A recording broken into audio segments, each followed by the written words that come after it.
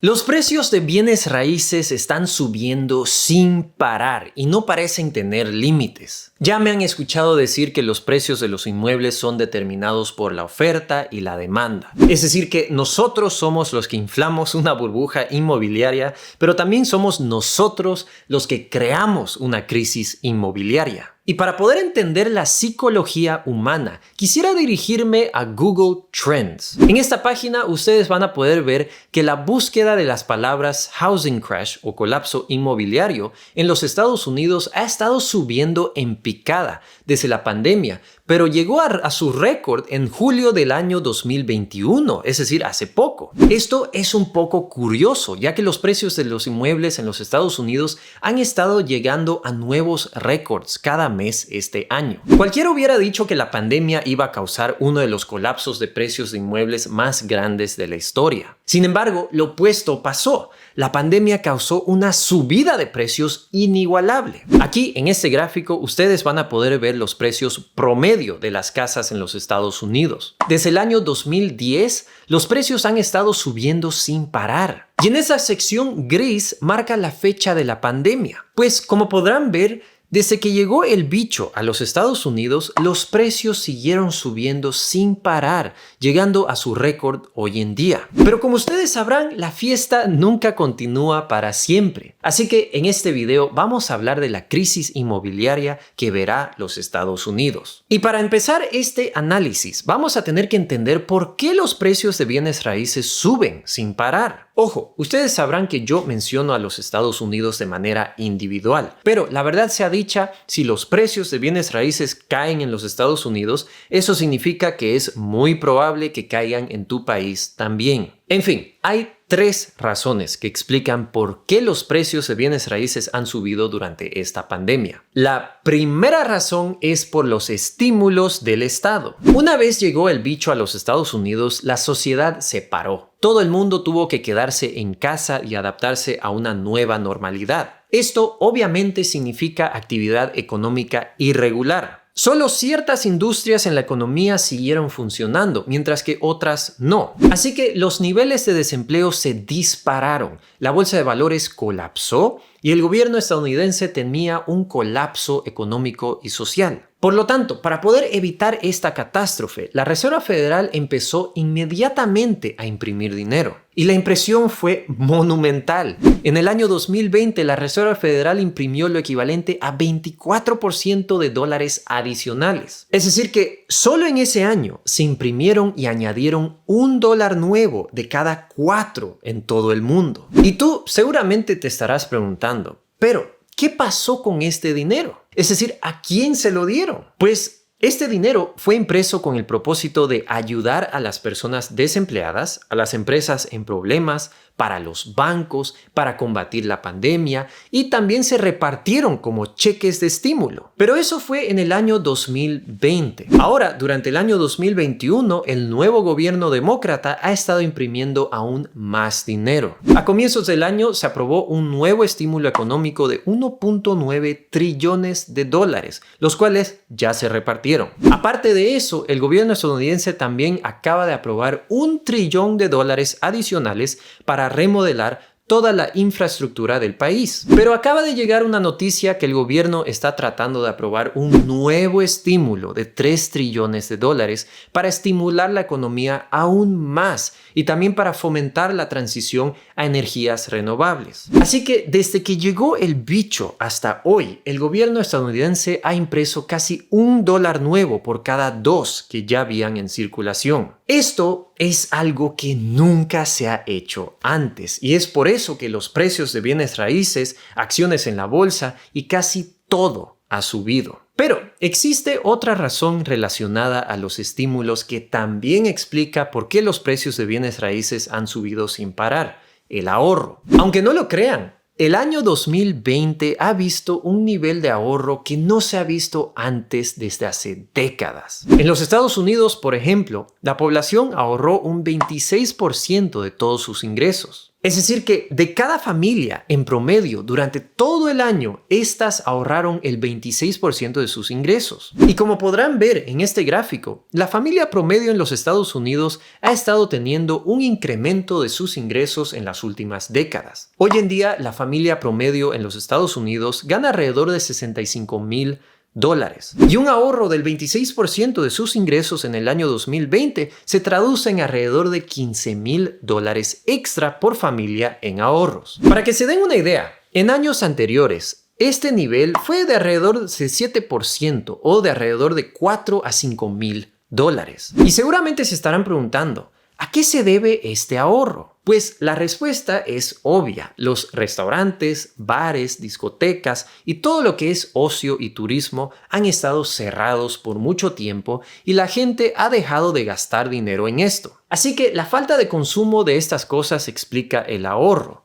Luego, como les mencioné antes, todo el estímulo del gobierno ha hecho que las familias puedan aguantar esta crisis gracias a los apoyos a los desempleados, los cheques de estímulo y también los apoyos a los bancos. Así que el ahorro, la falta de consumo y el estímulo del gobierno han hecho que los estadounidenses tengan más dinero en sus bolsillos para comprar casas. Y como muchas personas han estado en casa trabajando o cuidándose de la pandemia, pues muchos han optado por comprar casas más grandes. Pero hay otra razón que también explica por qué los estadounidenses han estado comprando casas a como de lugar, los intereses bajos. Los intereses hipotecarios han estado más bajos que nunca. ¿Se acuerdan que les dije que la Reserva Federal ha impreso muchísimo dinero para ayudar a la economía? Pues otra cosa que la Reserva Federal puede hacer es bajar los intereses de los créditos. Aquí en este gráfico van a poder ver el interés impuesto por la Reserva Federal en los Estados Unidos. Como verán aquí hay dos secciones en gris. La primera indica la gran crisis financiera del año 2008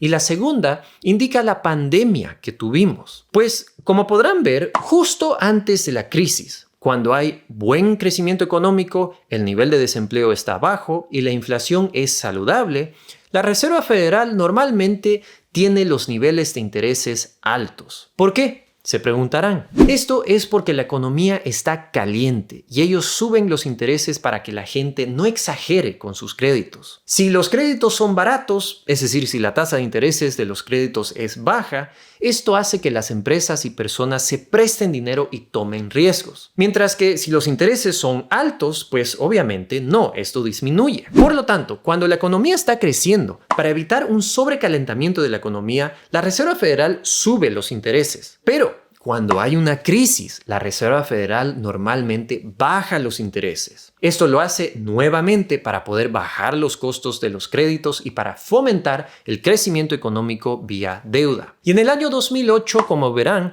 la Reserva Federal bajó los intereses a casi cero. Pues en el año 2020 lo mismo pasó durante la pandemia y siguen en cero. Esto hace que los créditos hipotecarios también sean bajísimos. Aquí en este otro gráfico, ustedes van a poder ver la tendencia de los créditos hipotecarios en los Estados Unidos. Hay tres líneas. La azul, que son los intereses fijos de 30 años, la verde, que son los intereses fijos de 15 años, y la línea roja, que son los intereses de corto plazo. Como verán, estamos a los niveles más bajos hoy en día. ¿Qué significa esto? Pues como verán aquí arriba, si tú sacas un crédito hipotecario de 30 años plazo e interés fijo, tú solo pagas 2.87% de intereses anuales. 2.87%.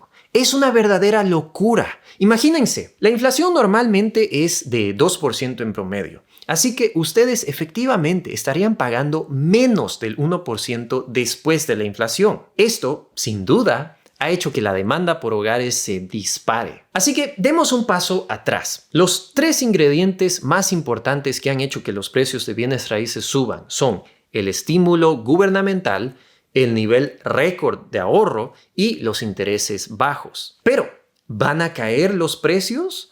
pues hay un par de riesgos que tenemos que tener en cuenta. Primero, hay un montón de gente que está recibiendo apoyos del gobierno. Esto no solo significa apoyos de desempleo, sino que hay muchas personas que reciben apoyos para pagar sus hipotecas y también hay personas que no pueden pagar sus rentas, pero pueden seguir viviendo en esos hogares. Esta es la llamada Foreclosure and Eviction Crisis. Según los datos de comienzos de este año, habían más de 2.5 millones de personas que estaban recibiendo apoyos gubernamentales para poder pagar sus hipotecas. Si estas personas no consiguen un trabajo u otras fuentes de ingresos, pues a finales de este año esas personas van a tener que vender sus hogares ya que no van a recibir apoyos. Luego, en cuanto a la Eviction Crisis, por ahora estos inquilinos pueden seguir viviendo en estos hogares sin pagar sus rentas, pero a partir de finales de agosto y comienzos de septiembre esto va a cambiar. Los propietarios van a poder sacar a estos inquilinos sin ningún problema y de manera legal. Y ahora, ustedes seguramente se estarán preguntando, pero ¿cuánta gente no está pudiendo pagar sus alquileres? La respuesta es más de 10 millones de estadounidenses están en una situación irregular en cuanto a pago de alquileres. Así que imagínense,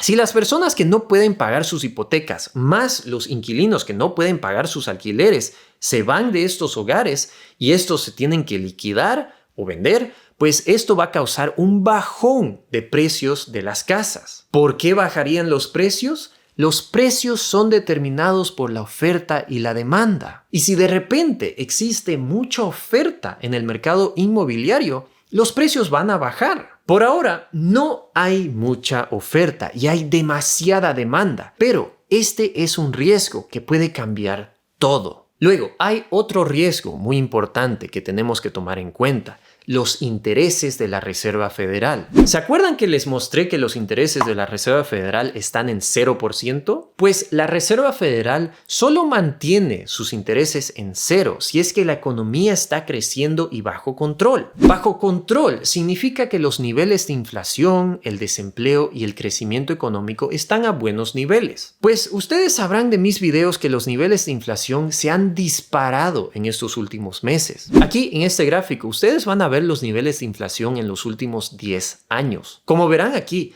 los niveles de inflación están actualmente en casi 5%, un nivel que no se ha visto desde hace más de 10 años.